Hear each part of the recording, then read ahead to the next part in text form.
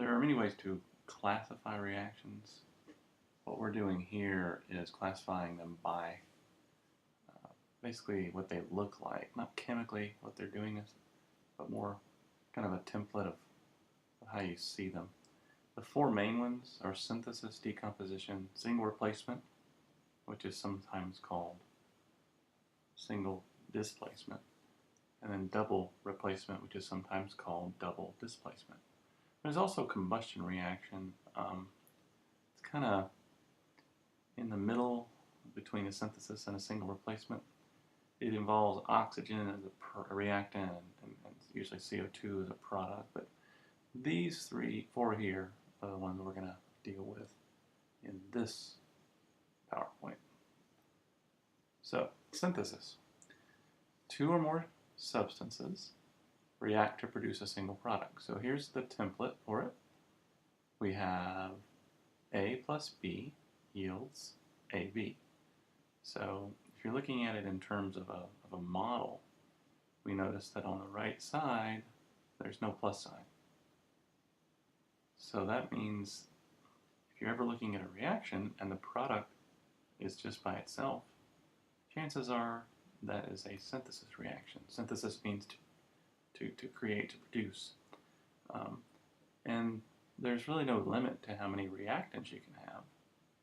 You can have an unlimited amount of reactants, but the product can only be one.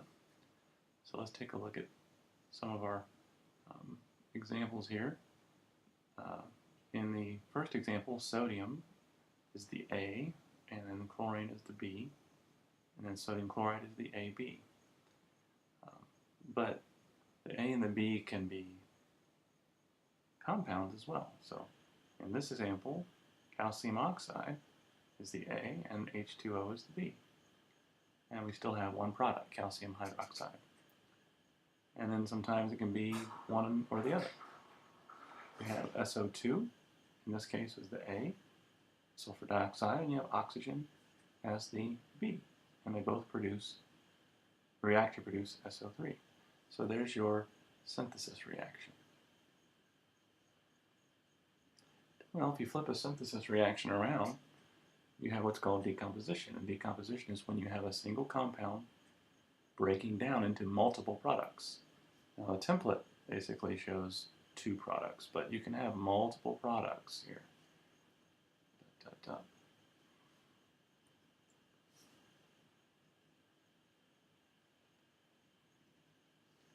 You can have multiple products,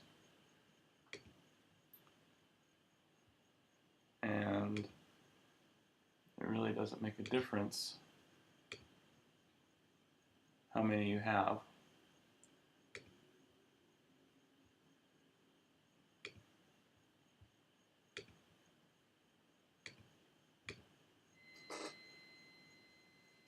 So let's take a look at our template here. We have A plus AB, and it yields A plus B. So AB should be a compound, and you notice there's no plus sign on the left. Another good way to identify a decomposition reaction. So ammonium nitrate is the AB here. And what does it produce? It produces dinitrogen monoxide, and it produces H2O. So that's our A, and that's our B. In the second example, we have sodium azide, that would be AB, yields to produce sodium, that would be our A, and nitrogen, that would be our B. And the last example, we have Al2O3, that's AB, and then what does it yield? It breaks down into aluminum and oxygen. So you can see in all three of these examples, no plus sign on the left, on the reactant side, and then the right side, the product side, you have two products, although you can have more than two products. But the key is, on the left side, we only have one reactant. Single replacement reaction, again, sometimes called displacement, single displacement. You have one element by itself reacting with a compound. And what happens is, one of these two gets replaced.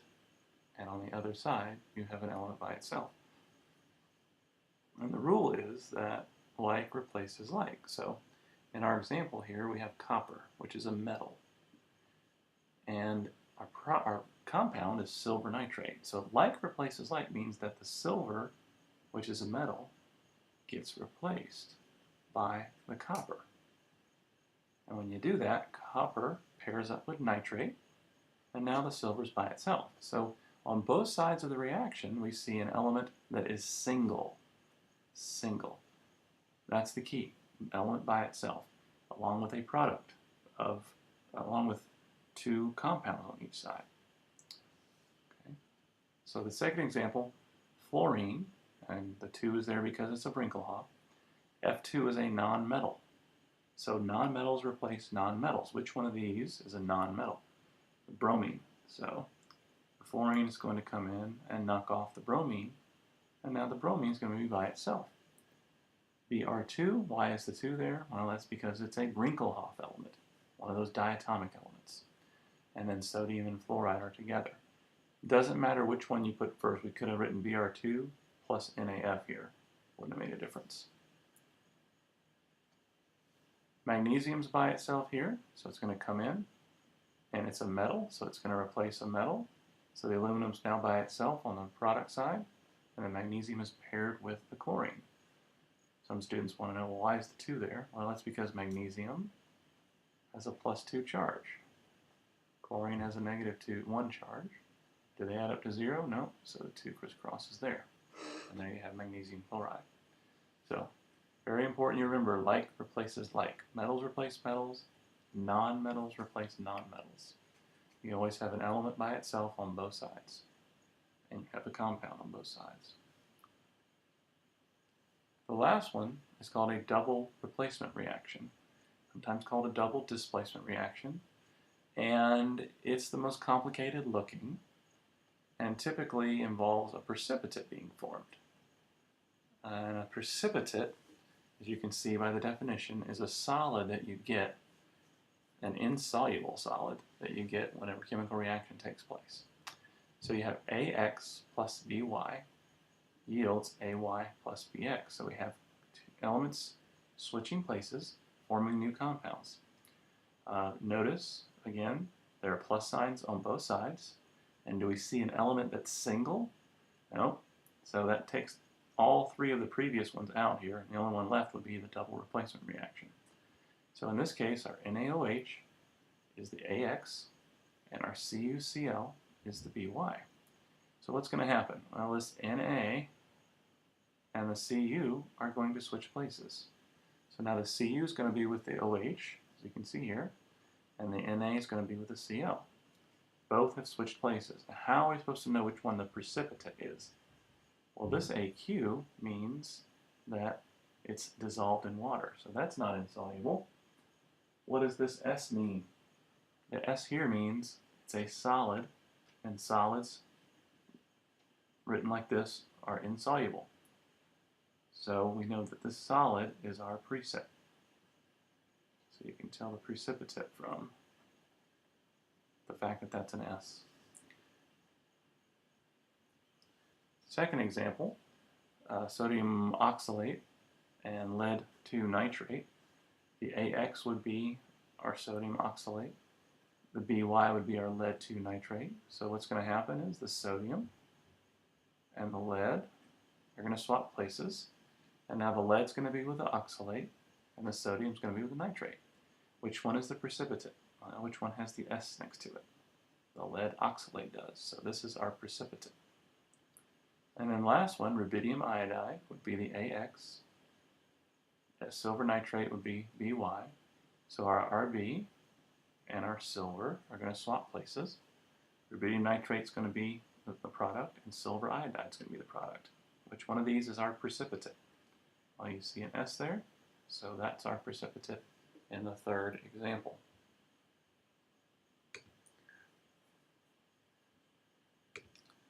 So when you're identifying